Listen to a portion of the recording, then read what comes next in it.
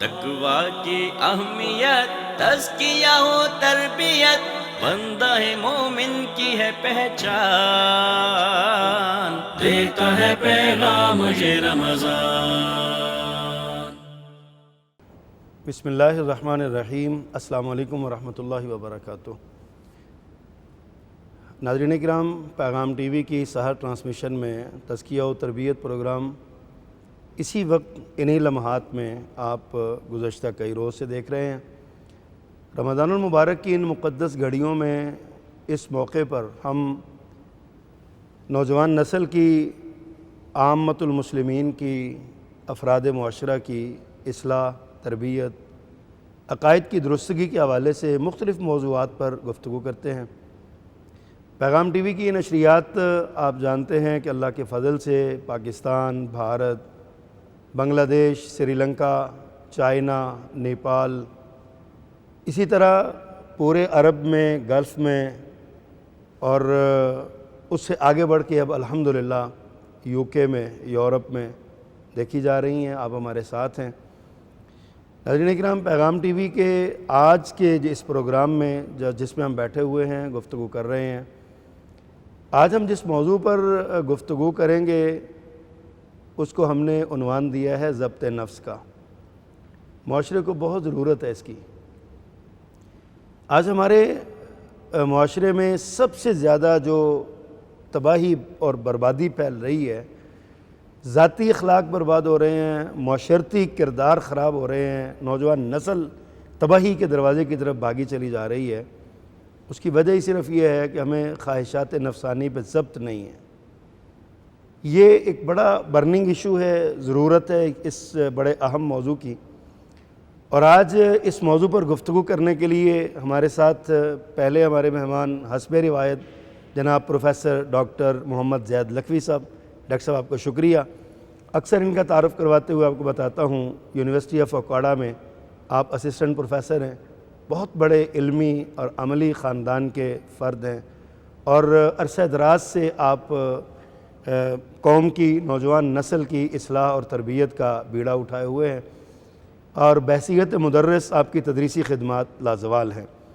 اور آج ان کے ساتھ ہمارے جو دوسرے معزز مہمان ہیں، یقیناً آپ یہ جان کر خوش ہوں گے کہ وہ بھی میدان تدریس میں کم و بیش 50 سال سے زیادہ گزار چکے ہیں، نوجوان نسل کی تربیت، اصلاح، ان کے اخلاق کی درستگی میں اپنا بھرپور کردار ادا کر رہے ہیں۔ مدینہ یونیورسٹی کی فضاؤں میں تعلیم حاصل کر کے پاکستان تشریف لائے، اور یہاں مختلف شہروں میں، میرپور میں اور اکوڑا خٹک میں، گجرانوالہ میں، فیصل آباد میں اور دیگر بہت سے شہروں میں تعلیمی، تدریسی، خطابتی ذمہ داریاں جو ہے نا وہ آپ نے ادا کی۔ میری مراد ہمارے آج کے مہمان جناب پروفیسر علامہ محمد سعید کلیروی صاحب۔ حافظ صاحب، آپ کا بہت شکریہ، آپ نے وقت دیا، جزاکم اللہ خیرا۔ ڈاکٹر صاحب، بات کا آغاز آپ سے کرتے ہیں۔ آپ ہمیں، ہمارے ناظرین کو یہ بتائیے کہ یہ جو ضبط نفس ہے، اس کا مطلب کیا ہے آسان الفاظ میں، تاکہ ہمارے ناظرین کو، بالخصوص نوجوان نسل کو، اس کا پتہ چلے کہ یہ ضبط نفس کیا ہے، اور اس میں نفس کا لفظ جو ہے اس سے کیا مراد ہے، اور اس کے کیوں ضروری ہے یہ ایک آدمی کے لیے۔ بسم اللہ الرحمن الرحیم۔ الحمدللہ وحدہ والصلاة والسلام علی من لا نبی بعدہ۔ بہت شکریہ شیخ۔ ضبط نفس جو لفظی طور پہ اگر ہم دیکھیں تو ضبط سے مراد کنٹرول ہے، اور نفس سے مراد انسان کا اپنا، اس کو آپ دل کہہ لیں یا اس کا شعور کہہ لیں۔ تو انسان کی جو سوچ ہے، اس کا جو دل ہے، اس کا جو شعور ہے، وہ بنیاد ہے اس کے تمام خیالات کی۔ صحیح۔ اور خیالات ہی بنیاد ہوتے ہیں انسان کے عمل کی۔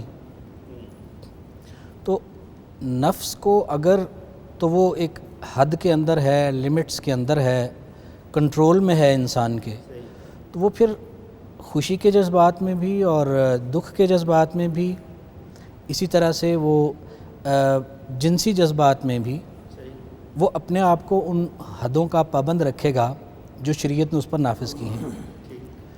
لیکن اگر کوئی شخص جو ہے وہ اپنے کسی بھی حص کے حوالے سے اس کو اپنے اوپر کنٹرول نہیں ہے.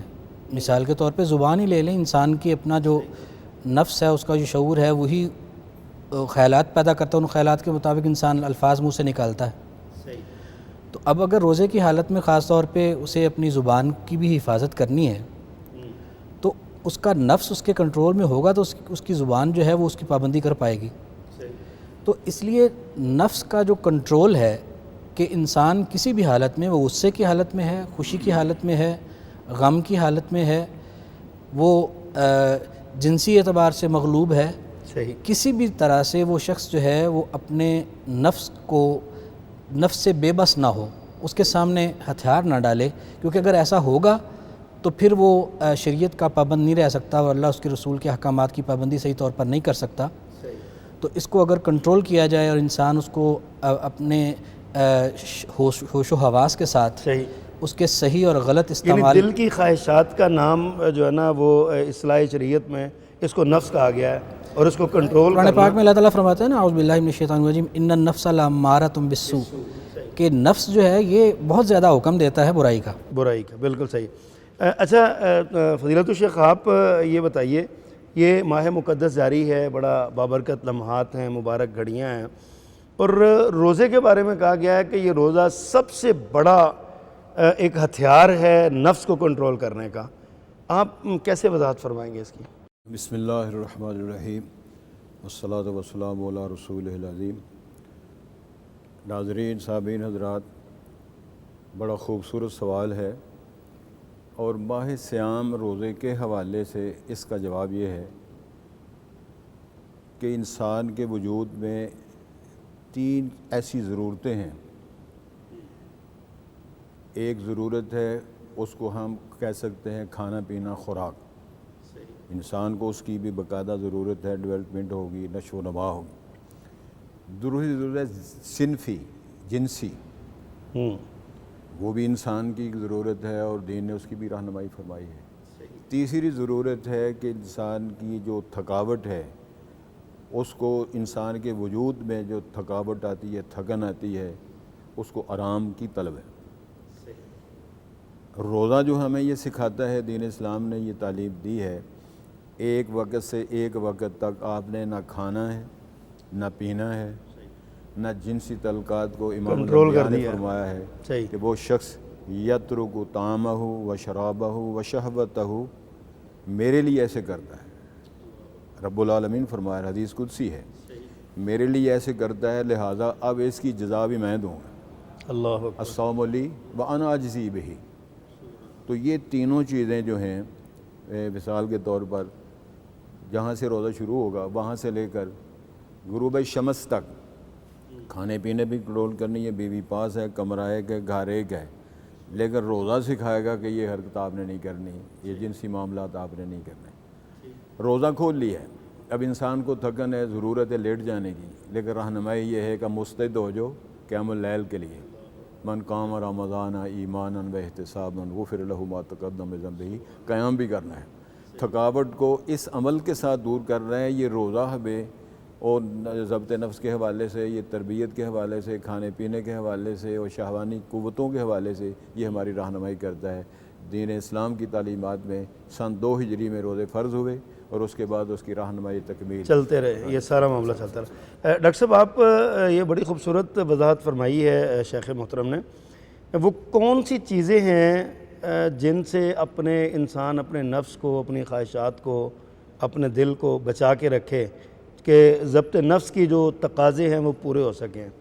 بالخصوص چند ایک جو ہماری ضروریات ہیں ہماری, ان کا ذکر فرمائیے. اس میں اللہ تعالیٰ قرآن پاک میں ارشاد فرماتے ہیں, اعوذ باللہ من الشیطان الرجیم, انما اموالکم و اولادکم فتنہ, کہ تمہارے مال اور تمہاری اولاد وہ تمہارے لیے آزمائش ہے. تو اس میں عرض یہ ہے کہ جو مال کا اور اولاد کا فتنہ ہونا انسان کے لیے اور آزمائش ہونا, وہ اس وجہ سے ہے کہ انسان جتنی بھی مالی بدعنوانی کرتا ہے نا, مالی طور پہ جو برائیاں کرتا ہے, وہ چوری ہے, ڈکیتی ہے, رشوت ہے, سود خوری ہے, وہ ان 2 محبتوں میں کرتا ہے, مال کی محبت اور اولاد کی محبت. اولاد کی ضروریات کو پورا کرنے کے لیے یا مال کی ہوس کے لیے. صحیح. تو ایک تو یہ ہے کہ ہمیں دنیا کی جو خواہش ہے، دنیا کی جو طلب ہے، یہ بہت ہی نقصان دہ چیز ہے، کیونکہ دوسری جو آج کل کے جو ہمارے حالات کے بارے میں نبی علیہ الصلوۃ والسلام نے ارشاد فرمایا تھا کہ ایسا وقت آئے گا کہ کفار جو ہیں وہ مسلمانوں پر اس طرح سے ٹوٹ پڑیں گے کہ جس طرح سے بھوکے کھانے پر ٹوٹتے ہیں. تو اس کا جو سبب آپ نے بیان فرمایا کہ تعداد میں تم تھوڑے نہیں ہوگے بلکہ تمہارے دلوں میں وہن آ جائے گا. وہن کیا ہے؟ حب الدنیا و کراہیت الموت. صحیح. تو سب سے جو بنیادی چیز میں سمجھتا ہوں کہ یہ جو مال اور اولاد کا فتنہ اور مال کی ہوس اور دولت دنیا کی جو طلب ہے، اس ہوس سے اپنے نفس کو بچانا سب سے زیادہ ضروری ہے. اور اس کے ساتھ اگر ہم دوسرا یہ ہو گیا رزق کے ساتھ معاملہ، اس کے خوراک کا معاملہ، اس کا مال، اس کی جو اولاد ہے، اس کی ضروریات ہیں. اس کے علاوہ جو چیز سب سے زیادہ انسان کے لیے نقصان دہ ہے وہ اس کی جنسی خواہش ہے. اور اس کی جنسی خواہش جو ہے اس کو لمٹ میں رکھنا اور نفس کو اس طرح سے نکیل ڈالنا کہ وہ انسانی جبلت ہے، لیکن اس جبلت کی تسکین کے لیے وہ ان حدود کو پامال نہ کرے جو اللہ تعالیٰ نے مقرر فرمائی ہے. اللہ اکبر. اور اس میں سب سے پہلی حد جو اللہ تعالیٰ نے مقرر یہ فرمائی ہے کہ کوئی مسلمان ایماندار مرد جو ہے وہ ہمیشہ ایمانداروں سے کہہ دو کہ اپنی نظریں جھکا لیں کہ کوئی ایماندار مرد جو ہے کسی غیر محرم عورت کو دیکھے ہی نہ، کیونکہ دیکھنے سے ابتدا ہونی ہے. تو پہلے مرحلے پہ ہی روک دیا. اس کے علاوہ یعنی ایک تو مال کی محبت، اس سے بچانا سب سے زیادہ ضروری ہے. اس کے بعد جو نفسانی خواہش ہے، جنسی خواہش، اس سے روکنا نفس کو ضروری ہے. اور تیسرے نمبر پہ میں سمجھتا ہوں کہ اپنی زبان کو لگام دینا وہ اس لحاظ سے بڑی اہم ہے کہ جیسے معاذ بن جبل رضی اللہ عنہ کی جو روایت ہے کہ جس میں انہوں نے آپ صلی اللہ علیہ وسلم سے یہ خواہش کا اظہار فرمایا کہ اے اللہ کے رسول مجھے وہ عمل بتائیے کہ جس سے جو مجھے جنت میں داخل کر دے اور جہنم سے بچا لے. آپ نے فرمایا تم نے تو بہت بڑا سوال کیا. پھر آپ نے فرمایا اس میں ساری نماز، روزہ، زکوٰۃ، حج، جہاد، صدقہ خیرات، سارے اعمال گنوا کے پھر آپ نے فرمایا کہ میں تمہیں اس سارے کا بندوبست نہ بتاؤں. اور وہ کیا ہے کہ کف علیہ کا حاضہ، زبان کی طرف آپ نے اشارہ فرمایا کہ اس کو کنٹرول میں رکھ، کیونکہ تیری زبان کا غلط استعمال تیری ان ساری نیکیوں کو برباد کر سکتا ہے. تو جن چیزوں کو ہمیں اپنے نفس کو جن چیزوں سے بچانا ہے اس میں سب سے پہلے مال کی اور دنیا کی محبت، جنسی خواہشات سے بچانا ہے، اور زبان پہ قابو رکھنا ہے، اور اپنے آپ کو اس طرح سے مشق کرنی ہے روزے کی حالت میں کہ کوئی منہ سے ایسا لفظ نہ نکلے جو اللہ کی اور اس کے رسول کے حکموں کے خلاف ہے، تاکہ ہمارا جو ایمان ہے اور وہ بچ سکے. اور شیخ محترم ماہ مقدس جاری ہے، شیخ صاحب ڈاکٹر صاحب فرما رہے تھے کہ اس مہینے کے اندر ان چیزوں کو کنٹرول میں کرنا روزے کے تقاضوں میں سے شامل ہے. لیکن آپ یہ بتائیے کہ کیا روزے کے علاوہ بھی ان چیزوں پہ کنٹرول کرنا، اور بالخصوص ہماری نوجوان نسل جو ہے نا وہ بے لگام خواہشات اس کی ہو رہی ہیں. ہماری شادی بیاہ کے معاملات ہوں یا دیگر ذمہ داریاں ہوں تو خواہشات جو ہے نا وہ بے لگام ہیں. کیا فرماتے ہیں آپ نوجوان نسل کی کیا رہنمائی فرماتے ہیں خواہشات نفس کو کنٹرول کرنے؟ بنیادی طور پہ بات تو یہ ہے کہ یہ تربیت کے ساتھ اس کا تعلق ہے. تربیت جو ہے جس طرح ڈاکٹر صاحب نے بھی اشارہ فرمایا ہے، ایک طرف تو روزہ رکھا ہوا ہے. امام الانبیاء نے فرمایا علیہ السلام اس نے کھانا بھی چھوڑا ہے، پینا بھی چھوڑا ہے، لیکن جھوٹ نہیں چھوڑ رہا، چگلی نہیں چھوڑ رہا، ملاوٹ نہیں چھوڑ رہا. من لم یدع قول الزور والعمل بہ. امام الانبیاء نے فرمایا روزہ تو رکھا ہوا ہے لیکن جھوٹ نہیں چھوڑتا، جھوٹ بولنا نہیں چھوڑتا، غیبت کرنا نہیں چھوڑتا، اس سے اس کو فائدہ نہیں ہوگا. یہ تمام چیزیں جو ہیں یہ تربیت اولاد کے ساتھ ان کا تعلق ہے. ماں باپ نے بھی سبق دینا ہے، اساتذہ کرام نے بھی سبق دینا ہے. صحیح. بلکہ میں تو یہ سمجھتا ہوں کہ یہ سچائی کا درس امام الانبیاء کی سیرت پاک سے ہمیں ملتا ہے. جب آپ نے اپنا تعارف کروایا تھا میں کون ہوں تو یہ نہیں فرمایا ہاشمی ہوں، خوبصورت ہوں، جوان ہوں، میرا فلاں خاں کے ساتھ تعلق ہے. سب سے پہلی بات آپ نے یہ فرمائی تھی کیف وجدتمونی صادقا ام کاذبا. اللہ اکبر، کیا بات. میرے بارے میں آپ بتائیں بس مجھے سچا جانتے ہو یا جھوٹا جانتے ہو. ایک آدمی بڑا اچھا ہے، ڈگری اس کے بڑی اچھی ہے، تعلیم بڑی ہے، ٹیوٹر بڑا ہے، بولتا جھوٹ ہے. وہ کالج میں بولے یا ماں کے ساتھ بولے، ماں کے ساتھ جھوٹ بولے تو کیا کرے گا. والدین کو بھی حکم ہے اپنے بچوں کے ساتھ جھوٹ نہیں بولنا، ماں بھی جھوٹی بات نہ کرے. یہ سارے صالحین نے، اسلاف نے یہ باقاعدہ تربیت فرمائی ہے کہ جھوٹی محدثین کے آپ قصے پڑھیں یا ان کے واقعات پڑھیں. امام بخاری رحمہ اللہ کی معروف بات ہے, وہ حدیث لینے کے لیے گئے, شیخ صاحب گھوڑا پکڑ رہے تھے, وہ قریب آیا تو انہوں نے دامن آگے پھیلایا ہوا تھا, معلوم ہو رہا ہے کہ شاید چارہ ہے اس میں. صحیح. گھوڑا قریب آیا تو انہوں نے دامن چھوڑا تو کچھ نہیں تھا, حدیث نہیں لی اس سے. تو حضرت امام اس نے حدیث نہیں لی. آپ اندازہ فرمایا کہ وہ بندہ کتنا اس معاشرے میں اس کا کتنا گھٹیا معیار ہو جاتا ہے کہ جس کی جانور کو بھی جو دھوکہ دیتا ہے اور اپنی خواہشات کے لیے اور جھوٹ بولنا اور ملمہ سازی کرنا. شیخ اس پر آپ سے بات کریں گے, وقت بریک کا. ناظرین کرام, اپنے نفس کو کنٹرول کرنا یہ دور حاضر کی ہی نہیں, ہر دور کے انسان کی بنیادی ضرورت رہی ہے. جس معاشرے کے افراد میں, انسانوں میں نفس کو کنٹرول نہیں کیا جاتا اور وہاں پہ خواہشات نفس بے لگام ہو جاتی ہیں, وہ سوائے تباہی کے وہاں کچھ نہیں ملتا. بہت ساری باتیں ہیں, بہت سارے سوالات ہیں, اس پہ انشاءاللہ وقفے کے بعد بات کریں گے. بریک کا وقت ہے, چند لمحات کے بعد دوبارہ حاضر ہوتے ہیں, ہمارے ساتھ رہیے گا. تقویٰ کی اہمیت, تزکیہ و تربیت, بندہ مومن کی ہے پہچان. دیتا ہے پیغام یہ رمضان.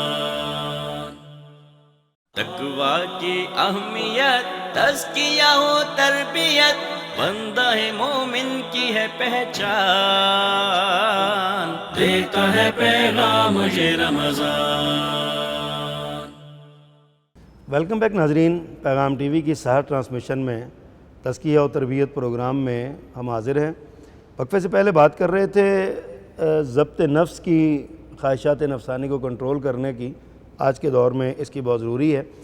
شیخ محترم, آپ سے ہم دوبارہ سلسلہ کلام کا آغاز کرتے ہیں کہ یہ جو نفسانی خواہشات ہیں, ظاہر ہے پیارے پیغمبر صلی اللہ علیہ وسلم ہمارے لیے رول ماڈل ہیں, اسوہ ہیں, آپ نے ہمیں سب کچھ رہنمائی کی ہے. آپ فرما رہے ہیں کہ اس پر کنٹرول کرنا بہت ضروری ہے. تو پیارے پیغمبر صلی اللہ علیہ وسلم کی کیا تعلیمات ہیں, آپ نے کیا علاج اس کا بتایا ہے؟ بہت خوبصورت سوال ہے اور بہت خوبصورت جواب ہے. رب العالمین نے یہ ارشاد فرمایا, لَقَدْ كَانَ لَكُمْ فِي رَسُولِ اللَّهِ أُسْوَةٌ حَسَنَةٌ. بات ٹھیک ہو گئی. امام الانبیاء کے پاس مشرق عرب سرداران قریش آئے تھے اور انہوں نے 3 ہی باتیں سامنے رکھی تھیں. ایک ہوتی ہے تمنا منصب کی, ایک ہوتی ہے تمنا دولت کی, ایک ہوتی ہے وہ ٹبری اچھی مل جائے, خاندان اچھا ہو, بیوی خوبصورت بن جائے. صحیح. تو انہوں نے یہی تینوں چیزیں آپ کے سامنے رکھی کہ آپ ہمارے بزرگوں کو, معبودوں کو, ہمارے دین کو آپ نہ چھیڑیں. صحیح. اگر آپ منصب چاہتے ہیں, سرداری لیڈری چاہتے ہیں تو مکے کا میر آپ کو بنا دیتے ہیں.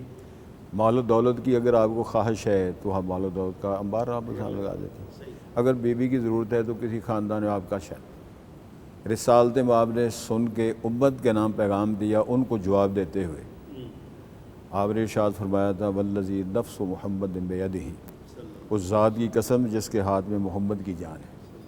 لو وضع الشمس علی یمینی والقمر علی شمالی, آسمان سے سورج کو لائیں میرے دائیں ہاتھ پہ رکھیں, ممکن نہیں تھا. چیلنج کر دیا, چیلنج کیا. بالکل. کہا ہے نا کسی نے, محبت مجھے ان جوانوں سے ہے ستاروں پہ جو ڈالتے ہیں کمند. صحیح. امام الانبیاء نے فرمایا جائیں چڑھ جائیں, سورج کو لائیں دائیں ہاتھ پہ رکھیں اور چاند کو میرے بائیں ہاتھ پہ رکھیں. دنیا کی دولت کی بات کرتے ہو, یہ نعمتیں لا کے دے دو وہ بھی مجھے. لائیں, مال و دولت بھی رکھیں, تو میں اس بات سے نہیں ہٹ سکوں گا جو اللہ نے میری رہنمائی فرمائی. امام الانبیاء کو رب العالمین نے قرآن مجید بنا کر امت کی رہنمائی فرمائی. وَإِنَّكَ لَتَهْدِي إِلَىٰ صِرَاطٍ مُسْتَقِيمٍ. ماں جی عائشہ صدیقہ فرماتی, ساری زندگی امام الانبیاء کے ہاتھ نے کسی بیوی کے ہاتھ نہیں لگایا, غیر محرم بیوی کی.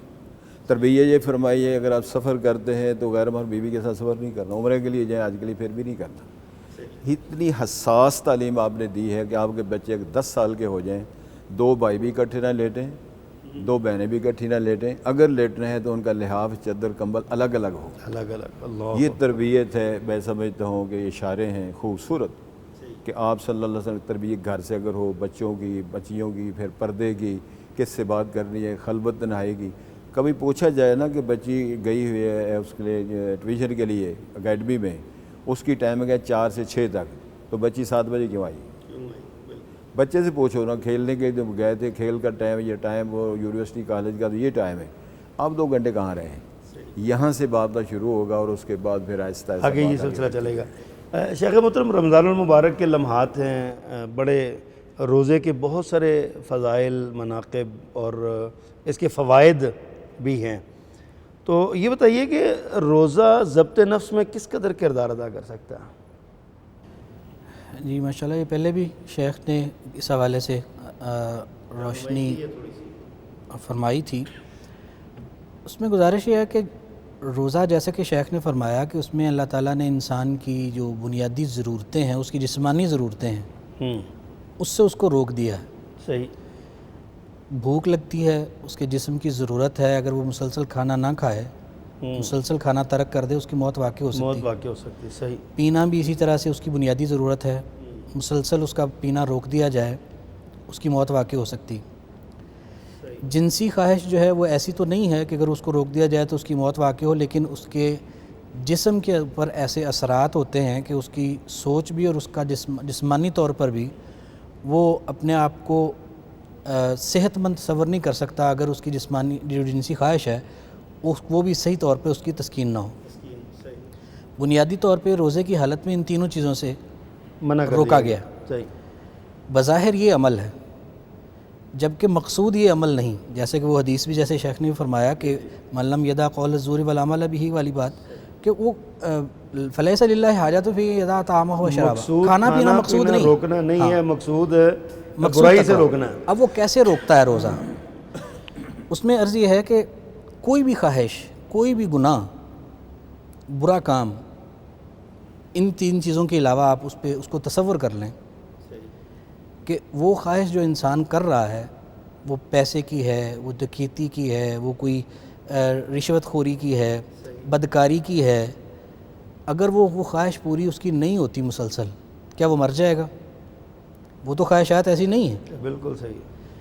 کوئی بھی بڑے سے بڑا آپ گناہ جن لے سے لیں، منع کیا ہے اس سے مر جانے کا خطرہ ہے، وہ مر جانے کا خطرہ ہے، وہ اور جسمانی جو ضرورت ہے۔ مقصود ہے اس سے یعنی کہ وہ باقی مرنے جو کا چیزیں خطرہ ہیں، نہیں ہے۔ باقی جو گناہ انسان کرتا ہے، جتنی بھی اللہ اور اس کے رسول کی نافرمانیاں کرتا ہے، اگر اس کو مستقل اس نافرمانی سے روک دیا جائے تو اس کے اوپر کوئی اثر نہیں پڑتا، اس کی موت واقع نہیں ہوتی۔ بالکل صحیح ہے۔ تو یہ تربیت دراصل روزہ کرتا ہے کہ انسان جو ہے وہ جب طلوع فجر سے لے کے غروب آفتاب تک ایک مسلسل جنگ رہتی ہے اس کی اور اس کے نفس کی، اور اس کو ایک ٹریننگ اور مشق کروائی جا رہی ہوتی ہے اسی چیز کی کہ وہ عصر کا وقت ہے، روزہ گلا خشک ہوا ہے، واش روم میں اکیلا نہا رہا ہے، پانی بھی ٹھنڈا ہے، پیاس بھی لگی ہوئی ہے، گلا خشک ہے، نفس کہتا ہے کہ ایک گھونٹ پی لے، کہ کون سا کوئی دیکھ رہا ہے؟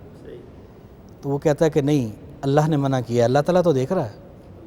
یہ جو اس کا تکرار ہے، گھر میں اکیلا بیٹھا ہے، کیبل بھی لگی ہوئی ہے، نفس کہتا ہے کہ فلم لگا لے، وہ کہتا ہے نہیں، میرا روزہ خراب ہو جائے گا، اللہ تعالیٰ نے منع کیا ہے، وہ اس بے حیائی سے رکتا ہے۔ اللہ تو اب یہ ایک دن کی بات نہیں ہے، یہ 29-30 دن کی بات ہے اللہ اللہ اللہ، کہ کیا بات، مسلسل پورا مہینہ اس کو یہ پریکٹس کروائی گئی ٹریننگ سیشن ہے یہ کہ سارا۔ اپنے نفس کو روک، نفس تیرا وہ چیز جو تیری بنیادی ضرورت ہے، جس کو نہ ملنے سے تیری موت واقع ہو سکتی ہے، وہ بھی نہیں کرنا جب تک اللہ کی اجازت نہ ہو۔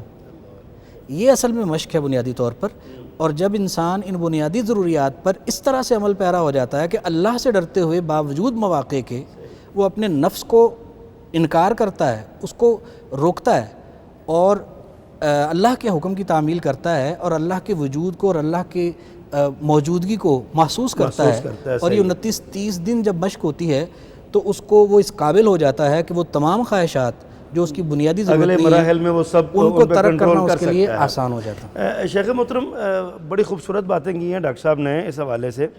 ایک لفظ انہوں نے بولا ہے کہ نفس کی جنگ جاری رہتی ہے برائی کی تلاش میں، اور ایک اگر اچھا نفس ہے تو وہ نیکی تلاش کرتا ہے، برا نفس ہے تو وہ برائی تلاش کرتا ہے۔ اللہ تعالیٰ نے قرآن مجید میں کئی مقامات پر اس حوالے سے رہنمائی کی ہے، مومن مردوں کو، مومن عورتوں کو نگاہیں نیچی رکھنے کا حکم دیا ہے۔ تو نفس کی جنگ میں یہ نگاہ جو ہے نا، یہ نظر بہت بڑا کردار ادا کرتی ہے۔ آپ اس کو کس تناظر میں دیکھتے ہیں، اور کیا یہ علاج اگر نظر نیچی ہو جائے تو کیا یہ علاج ہے ضبط نفس کا؟ کیونی علاج اس کا خوبصورت ہے۔ مجھے یاد آ رہا ہے قرآن مجید کے اندر حضرت مریم کو اللہ نے حکم دیا کہ تیرے اوپر ہونے والے اعتراضات کو جواب نہیں دینا۔ کہنا یہ ہے اگر لوگ اعتراض اتنا بڑا اعتراض تھا، جبکہ حضرت مریم کے پاس کوئی دلیل نہیں تھی، نہ دنیا میں اس کی مثال تھی، صحیح، اس سے نہ پہلے انہوں نے مثال گناہ کیا ہے، نہ نکاح کیا ہے، نہ بیٹے کی درخواست کے لے کے ماں بن گئی ہے، مثال ہی کوئی نہیں دنیا میں۔ اب قوم اعتراض کر رہی ہے، رب نے منع کرے، جواب نہیں دینا، کرنا کیا ہے؟ کہنا انی صمت للرحمن فلن اکلم اليوم انسیہ، میں نے بات ہی نہیں کرنی۔ حدیث میں وضاحت آتی ہے کہ صرف کھانے پینے کو چھوڑنے کا نام روزہ نہیں، نظر کا بھی روزہ ہے، زبان کا بھی روزہ ہے، ہاتھ کا بھی روزہ ہے، پاؤں، تو یہ ساری چیزیں وہ ضبط نفس کا ہی سارا درس ہے۔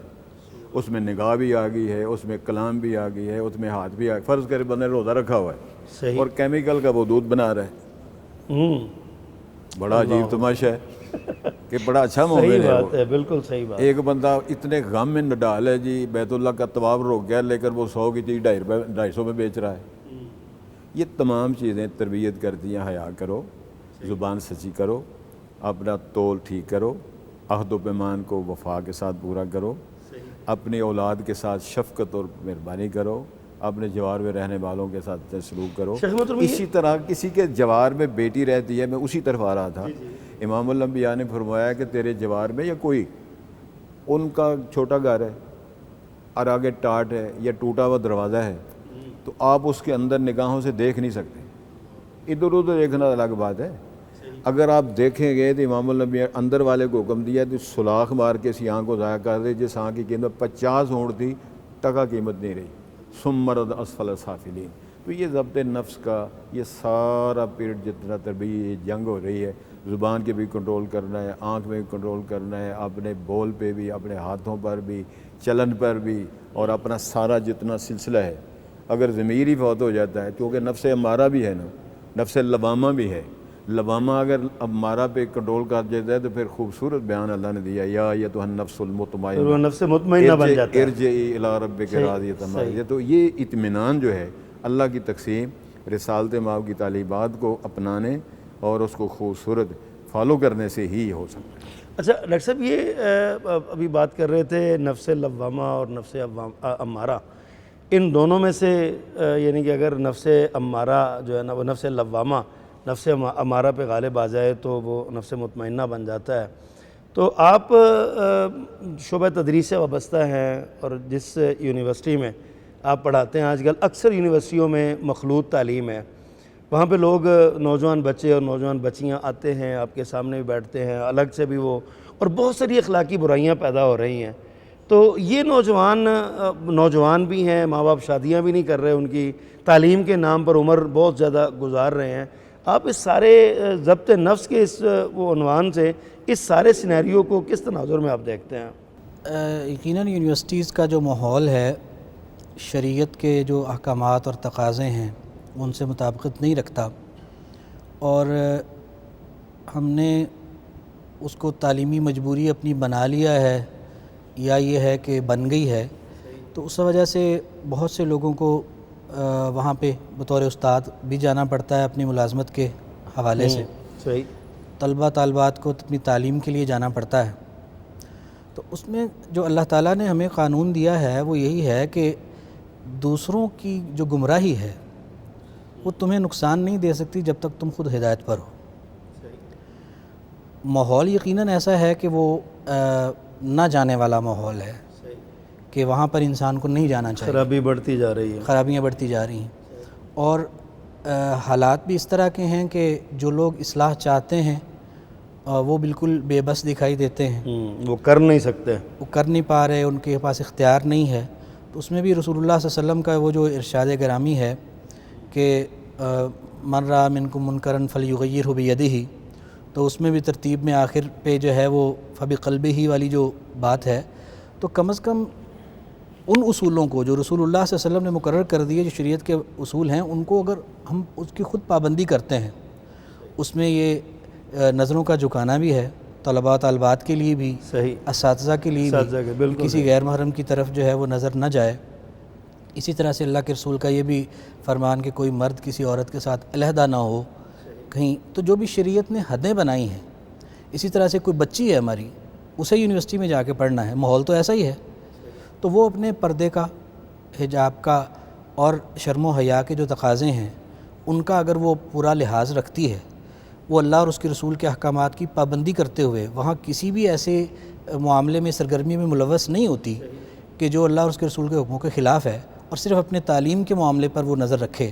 اسی طرح سے معاملہ استاد کا ہے کہ وہ بھی شریعت کی حدوں کا خیال رکھتے ہوئے اپنے اس فریضے کو پورا کرے۔ چاہیے کہ یہ فریضہ ادا کرے۔ تو صحیح۔ اس صورت میں ہم یہی صرف ایک واحد صورت ہے کہ جس میں ہم اللہ تعالیٰ کے ہاں جا کر وہاں جب ہم سے پوچھا جائے گا تو وہاں نجات کی کوئی صورت لگتی ہے۔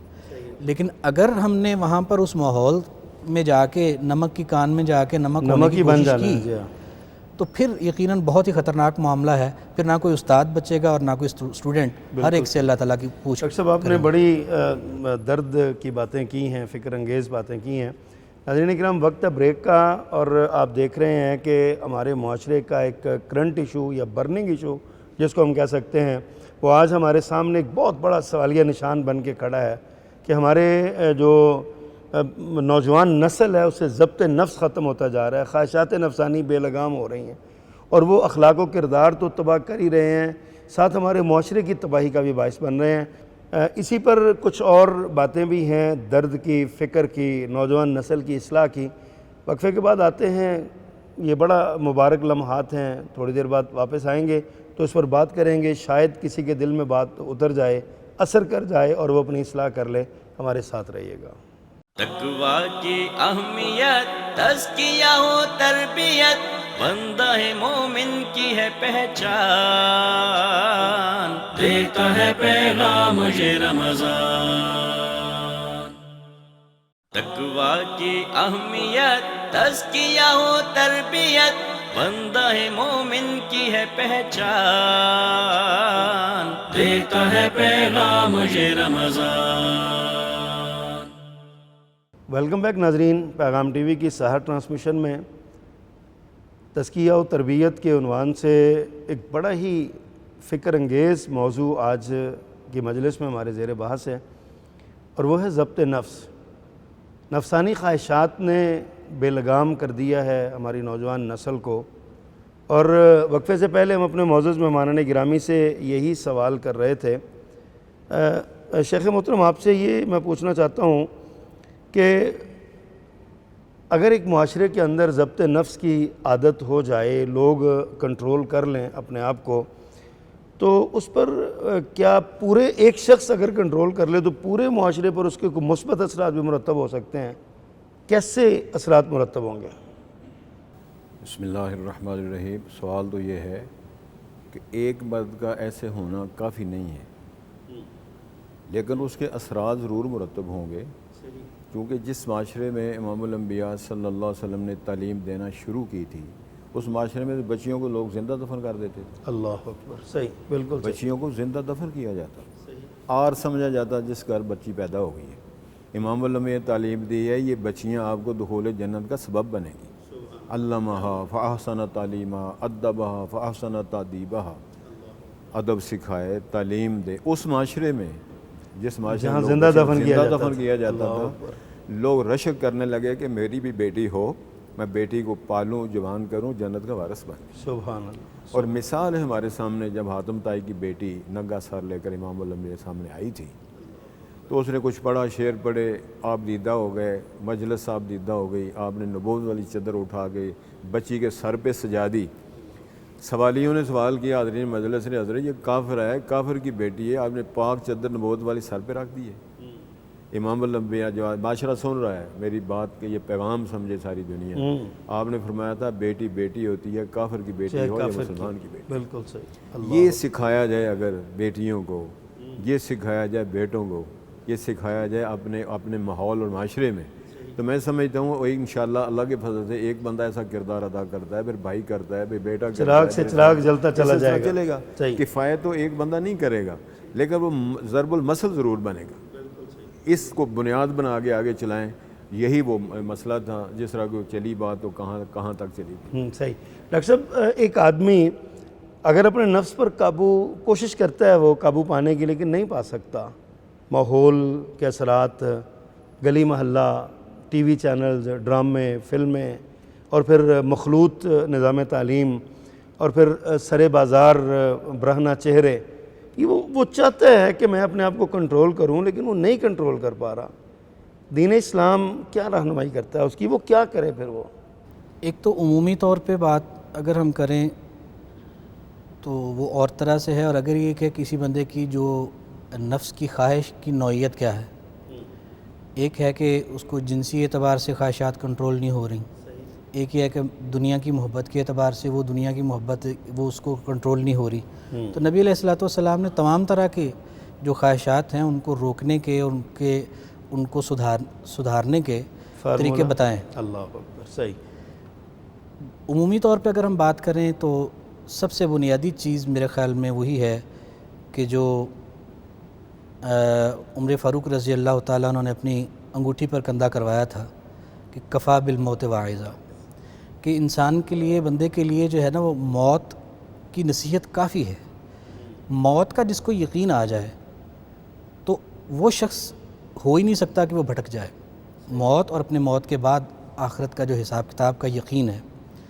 دیکھیں نبی کریم صلی اللہ علیہ وسلم کا ارشاد ہے کہ ایماندار بندہ ایسے ہے اللہ اس کے رسول کے حکموں کے سامنے جیسے نکیل زدہ اونٹ ہوتا ہے، کہ اونٹ بڑا طاقتور اور بڑا ہیبت والا جانور ہے، اور ایک عام بندے کے مقابلے میں اس کی جسامت اور اس کی طاقت بہت زیادہ ہے، بہت زیادہ، کوئی شک اور بندہ اس کو کبھی بھی کنٹرول نہیں کر سکتا۔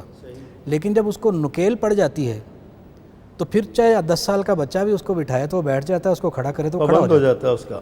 صحیح۔ موت کا یقین نہیں ہے بنیادی چیز، جب ہم اپنی خواہشات نفس کو نہیں روک پا رہے، وہ اس کا بنیادی سبب موت کا یقین نہ ہونا ہے۔ میں اس کے لیے اگر آپ تھوڑا سا وقت دیں تو میں مثال عرض کروں جی ضرور ضرور۔ کہ کس قدر انسان جو نکیلا وہ اونٹ ہوتا ہے وہ کیسے ہوتا ہے اور انسان بنتا ہے۔ مثال کے طور پہ کسی شخص کے گھر میں دروازے پر کوئی مانگنے والا آیا، عزیز آ گیا، رشتہ دار تھا، مجھے یہ ضرورت پڑ گئی ہے، مجھے 5000 روپے دے دو۔ کہتا نہیں یار وہ تو میرے تو لگ گئے، کوئی نہیں ہے، 100 بہانے۔ صحیح۔ رات کو ڈاکو آ گئے گھر میں دیوار پھلانگ کے، تو صاحب خانہ کی کنپٹی پہ پسٹل رکھ دیا۔ صحیح۔ اسے کہتا ہے کھڑا ہو جا، وہ کھڑا ہو جاتا ہے، اسے کہتا ہے بیٹھ جاؤ، بیٹھ جاتا ہے، اسے کہتا ہے جو وہ لاکر ہے نا اس کی چابی لے کے آؤ، وہ چابی لے کے آتا ہے، کھولا ہے، زیور خود دیتا ہے، پیسے خود دیتا ہے۔ اب یہ ماموں کا بیٹا آ گیا ہے یا بہت کوئی سگا رشتہ دار آ گیا جس کے لیے یہ کر رہا ہے؟ کیا چیز ہے؟ صرف اس کا، حالانکہ یہ حقیقت نہیں ہے، یہ بھی اس کے کمزوری ایمان ہے، لیکن سمجھ اس نے یہ لیا ہے کہ میری موت اس کے ٹریگر کے دبانے سے میری موت ہو سکتی ہے، اس کی انگلی کے اشارے پہ میری موت اور زندگی کا انحصار ہے۔ اگر اس نے ٹریگر دبا دیا میری موت واقع ہو جائے گی، میں بھی برباد ہو جاؤں گا، میرا گھر بھی برباد ہو جائے گا۔ جب اس کو یہ یقین آ جاتا ہے تو وہ سب کچھ دینے کو تیار ہو جاتا ہے اور پھر اس کے اشاروں پہ چلتا ہے جیسے وہ کہتا ہے۔ اور عملی زندگی میں کیا صورتحال ہے؟ کائنات کے مالک اللہ کے ہاتھ میں ہماری موت اور حیات ہے، وہ جب چاہے ٹریگر دبا دے۔ زبردست، یہی حقیقت ہے نا، کیا نکتہ ہے، بالکل۔ جو جب چاہے وہ ٹریگر دبا دے، اور کامیابی جیسے اس نے سمجھ لیا کہ میری کامیابی اور میری فیملی کا بچاؤ اس میں ہے کہ میں اس کا کہنا مانوں، نہیں مانا تو برباد ہو جاؤں گا۔ تو اللہ تعالیٰ کی ذات اس کا کہنا مان کے ہی تو دنیا اور آخرت سنورنی ہے، اس کے کہنا مانے بغیر جو ہے وہ نہ دنیا سنور سکتی ہے نہ آخرت، اور اس کے ہاتھ میں ہماری جان ہے، وہ جس وقت چاہے قبض کر لے۔ جب یہ یقین انسان کو آ جائے تو جس طرح سے اس پسٹل والے آدمی کا کہنا مانتا ہے وہ اللہ اور اس کے رسول کا کہنا بھی اسی طرح مانے، پھر اس کا نفس جو ہے وہ کبھی بغاوت نہیں کرے گا۔ بہت بڑی خوبصورت آپ نے مثال دے کے بات سمجھائی ہے۔ شیخ محترم، رمضان المبارک کا مہینہ ہے اور یہ اس پر لیکن آج بھی ہم دیکھتے ہیں کچھ لوگ اپنی خواہشات کے اسیر ہیں، وہ یعنی کہ روزہ رکھنے کے بعد بھی ترازو میں وہ ڈنڈی مارتے ہیں، روزہ رکھنے کے بعد بھی ماں اپنے جو ہے نا وہ غلط کاری کرتے ہیں، روزہ رکھنے کے بعد بھی اپنی نگاہ کی حفاظت نہیں کرتے، تو کہیں یہ لوگ رحمت الہی سے محرومی کا باعث تو نہیں بن رہے ان کا یہ عمل؟ قرآن مجید کے اندر اللہ رب العزت نے ایک اشارہ فرمایا ہے ایسے لوگوں کے بارے میں، قیامت والدن کہیں گے ربنا غلبت علینا شکوتنا، اللہ اکبر، اے اللہ ہماری بد نصیبی غالب آ گئی تھی، حالات تھے، ہم تھے تندرست لیکن ہم نے بیماری کا سرٹیفکیٹ لے کر صبح کھانا کھایا کرتے تھے، اللہ اللہ اللہ اللہ، ہمیں علم تھا کہ کم تولنا یہ اچھا کام نہیں ہے، لیکن ہم سمجھتے تھے یار کتنا مہنگا ہو گیا معاملہ، ایک ماہ کتنا کما لیں گے، تول بھی کم کرتے رہے، ماپ بھی کم کرتے رہے، ملاوٹ بھی کرتے رہے، یہ اسیر بنے رہے۔ یہ امام الانبیاء نے فرمایا ہے، بلکہ قرآن کی آیت ہے کہ آپ نے دیکھا نہیں ہے من اتخذ الہہ ہواہ، اللہ اکبر، اس نے اپنی خواہشوں کو اپنا معبود بنایا ہوا ہے۔ تو رسالت مآل فرمایا جب تک تم اپنی تمناؤں خواہشات کو اللہ کے فرمان کے تابع نہیں کرو گے تم ٹھیک نہیں ہو سکتے۔ کتنے لوگ روزہ اس لیے رکھتے کہ میری باڈی سسٹم ٹھیک نہیں رہے گا، کتنی خواتین مائیں بچوں کو دودھ نہیں پلاتی کہ ہماری شیپ خراب ہو جائے گی، کتنے لوگوں سے بد نصیبوں سے میں نے سنا ہے اس وقت لوگ اجڑے ہوئے تھے، غریب غربا تھے، وہ لوگ بھوکے مرتے تھے، روزہ رکھا، ہمیں کیا مصیبت پڑی ہوئی، ہمیں کیا مصیبت۔ یہ تو فرضیت تھی، اللہ نے ٹریننگ سینٹر بنایا تھا روزہ رکھو، اسی لیے آپ نے فرمایا من صام رمضان ایمانا و احتسابا، ایمان بھی ہو اور حصول ثواب کی نیت بنیاد بھی ہو، وہ بنے گا اس سلسلے میں، روزہ اس کو فائدہ دے گا، ضبط نفس اس کو فائدہ دے گا، ورنہ وہ سارے کام کرے گا، سارے پھر رہے ہیں، سارا کچھ ہی کرے گا، دنیا پھر رہی۔ میں نے نوجوانوں کو دیکھ سگریٹ پی رہے ہیں، گاڑیاں چلا رہے ہیں، 25 لاکھ کی گاڑی ہے اور بندہ بیٹھا ہوا ہے سگریٹ لگایا ہوا ہے، اور نظر بد سے بچنے کے لیے اس نے کالا جو ہے وہ پراندہ یا شیشہ یا جوتا لٹکایا ہوا ہے۔ تو میں میزان کئی دفعہ کہا ہے کہ یار اگر یہ جوتا جو آپ کا ہے ڈاکٹر صاحب، یہ اگر نظر بد سے بچاتا ہے تو ہو سکتا ہے تجھے نظر لگ اپنے جائے، گلے میں ڈال میں لو۔ جوتا پیش کر دیتا ہوں ہار کے طور پہ، اپنے گلے میں جوتا ڈال لو۔ یہ ساری وہی ہیں، ساری بدتمیزیاں ہی ہیں۔ اگر انسان سمجھ جائے، ڈاکٹر صاحب بڑی خوبصورت مثال دی ہے، موت کو یاد رکھو، اللہ کو اپنا مالک سمجھو، رسالت و اپنا رہنماز سمجھو، اس سے بہتر معلم آپ کو کہاں سے ملے گا۔ اچھا ڈاکٹر صاحب، ظاہر ہے خواہشات نفسانی کی لگام بسا اوقات انسان شیطان کے ہاتھ میں دے دیتا ہے، اور شیطان اس کو ڈھیل دیتا ہے، بڑی اس کی خواہشات بڑھتی جاتی ہیں، ایک برائی کے بعد دوسری برائی، دوسری کے بعد تیسری برائی، ایک نیکی سے محرومی کے بعد دوسری نیکی سے محرومی، یہ سلسلہ چلتا رہتا ہے۔ قرآن و سنت کی روشنی میں آپ ہمارے ناظرین کو یہ بتائیں کہ یہ جو شیطان کے ہاتھ میں دی ہوئی لگام ہے یہ کیسے کنٹرول ہو سکتی ہے، اور انسان شیطان سے کیسے بچ سکتا ہے، خواہشات نفسانی کا جو جال اس کے اوپر تن گیا ہے وہ کیسے کاٹ سکتا ہے، اسے نکل سکتا ہے؟ سب سے بنیادی چیز تو یہ ہے کہ انسان جو ہے وہ اپنے اسلام کو یقینی بنائے، کیونکہ جو بندہ مسلم ہے اور خاص طور پہ اس میں جو پنجگانہ نماز کا پابند ہے وہ اللہ کے ذمے میں ہے، اور جو اللہ تعالیٰ کے ذمے میں ہے وہ انشاءاللہ شیطان سے بھی اور اس کی حرکتوں سے اور اس کے سارے برے خیالات سے بچنا اس کے لیے بہت آسان اور اللہ تعالیٰ کی حفاظت کی وجہ سے ممکن ہے۔ صحیح۔ دوسرا ایک تو یہ نہیں بنیادی چیز میں سمجھتا ہوں کہ اللہ کے ساتھ بندے کا تعلق قائم رہے، اور اس تعلق کو قائم رکھنے کی سب سے بنیادی چیز جو ہے وہ پنجگانہ نماز کی پابندی ہے۔ ایک تو اس کا اہتمام کیا جائے، دوسرا اس کے جو شرائط ہیں نماز کی، ظاہر ہے جب نماز کو ہم قائم کریں گے تو اس میں طہارت اور پاکیزگی جسم اور لباس کی آ جاتی ہے، اور وہ بھی بہت ضروری ہے شیطانوں سے بچنے کے لیے۔ صحیح، پاکیزگی، کیونکہ اگر پاکیزگی نہیں ہے لباس کی اور جسم کی، جتنا مرضی اچھا وضو ہے، جتنی مرضی نمازیں ہیں، نہ وہ وضو کا فائدہ نہ نماز کا فائدہ، اللہ، پھر وہ اللہ تعالیٰ کا ذمہ وہ پورا نہیں ہو پائے گا۔ تو اس کے علاوہ نبی علیہ الصلوۃ والسلام کی سیرت کی پیروی جو ہے وہ ہمیں جگہ جگہ بتاتی ہے کہ ہمیں کس طرح سے شیطان سے بچنا ہے۔ نبی کریم صلی اللہ علیہ وسلم نے ارشاد فرمایا کہ جب کوئی شخص گھر سے نکلے تو نکلتے ہوئے یہ پڑھتا ہے کہ بسم اللہ توکلت علی اللہ لا حول ولا قوت الا باللہ، تو اس وقت اللہ کی طرف سے اللہ کے فرشتے یہ کہتے ہوں گے، آپ نے فرمایا کہ اس وقت کہا جاتا ہے کہ ہدیتا و کفیتا و وقیتا، اللہ اکبر، کیا بات ہے، کیا جواب ہے زبردست، تجھے ہدایت دے دی گئی، دے دی گئی، تو یعنی ہدایت یافتہ ہو گیا، تجھے کفایت کر دیا گیا اور تجھے بچا لیا گیا۔ بلکہ آپ نے فرمایا کہ پھر وہ ایک شیطان جو اس کا جو قرین شیطان ہے، شیطان اس سے دوسرا کہتا ہے کہ اب تیرا کیا بنے گا کہ اس شخص کے بارے میں کہ جس کو ہدایت دے دی گئی، جس کو کفایت کر دیا گیا، جس کو بچا لیا گیا۔ ایک تو یہ بات کہ جب بھی ہم گھر سے نکلیں تو یہ دعا پڑھ کے نکلیں تو انشاءاللہ شیطان کے ہر شر سے ہم بیرونی زندگی میں محفوظ ہیں۔ گھر داخل ہوتے ہوئے رسول اللہ صلی اللہ علیہ وسلم کا ارشاد ہے کہ جو شخص بسم اللہ پڑھ کے گھر میں داخل ہوتا ہے تو بسم اللہ ولجنا جو دعا مسنون ہے، بسم اللہ ولجنا بسم اللہ خرجنا وعلی ربنا توکلنا، یہ ایک اور الفاظ بھی آتے ہیں۔ تو جو شخص بسم اللہ پڑھ کے گھر میں داخل ہوتا ہے، آپ کا ارشاد ہے کہ گھر میں شیطان داخل نہیں ہو سکتا، اور جب ہم بسم اللہ کے بغیر گھر میں داخل ہوتے ہیں تو شیطان ساتھ داخل ہوتا ہے، پھر وہ اپنی حرکتیں بھی کرے گا۔ بالکل اسی طرح آپ نے فرمایا کہ جب کھانا کھانے لگے شخص کو تو بسم اللہ پڑھتا ہے تو شیطان اس کے ساتھ کھانا نہیں کھا سکتا، وہاں بھی شیطان کو ہم نے مایوس کرنا ہے۔ اسی طرح سے بستر پر سوتے ہوئے بھی آپ نے ارشاد فرمایا کہ جو شخص بسم اللہ پڑھ کے بستر پر سوتا ہے تو وہ شیطان بستر پر داخل نہیں ہو سکتا۔ بیت الخلاء جاتے ہوئے رسول اللہ صلی اللہ علیہ وسلم نے دعا سکھلائی ہے جس کا بہت اہتمام کرنا چاہیے، کیونکہ جب انسان بے پرد ہوتا ہے، اللہ کے ذکر نہیں کر پاتا، اس وقت ان کے حملے کا اندیشہ زیادہ ہوتا ہے، تو وہ بھی آپ صلی اللہ علیہ وسلم نے دعا سکھا دی کہ اس کو پڑھ کر بیت الخلاء میں جاؤ۔ تو یہ سارے جو مختلف اذکار ہیں یا اوقات ہیں، ان سب کا ہم اگر خیال رکھیں رسول اللہ صلی اللہ علیہ وسلم کی سیرت کی روشنی میں تو انشاءاللہ پھر ہم شیطان سے بچ پائیں گے۔ یہی وہ علاج ہیں۔ اور اس کے علاوہ پھر جو صبح و شام کے اذکار وہ پڑھنے خاص چاہیے، طور پہ وہ، اور جو بھی مسنون اذکار نمازوں کے ساتھ اور سوتے ہوئے، خواہشات نفسانی کو کنٹرول کرنے کے لیے بندے کو اپنے آپ کو اللہ کے حوالے کر دینا چاہیے۔ اصل میں شیطان کی چال ہے نا، آپ نے فرمایا کہ شیطان کیونکہ انسان کو جو ہے وہ اکساتا ہے اس کے نفس کو برائی پر، تو جب ہم شیطان سے محفوظ ہونا چاہتے ہیں تو وہ سارے طریقے اختیار کرنے پڑیں گے جو رسول اللہ صلی اللہ علیہ وسلم نے سکھائے۔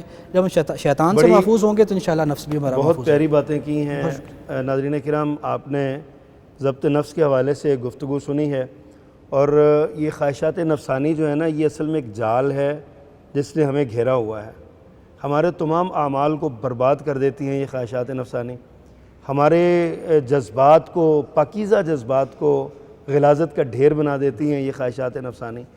بہر صورت اور بہر حال بحیثیت مسلمان ہمیں ان خواہشات نفسانی کو کنٹرول کرنا ہوگا، بالخصوص ہماری نوجوان نسل کو۔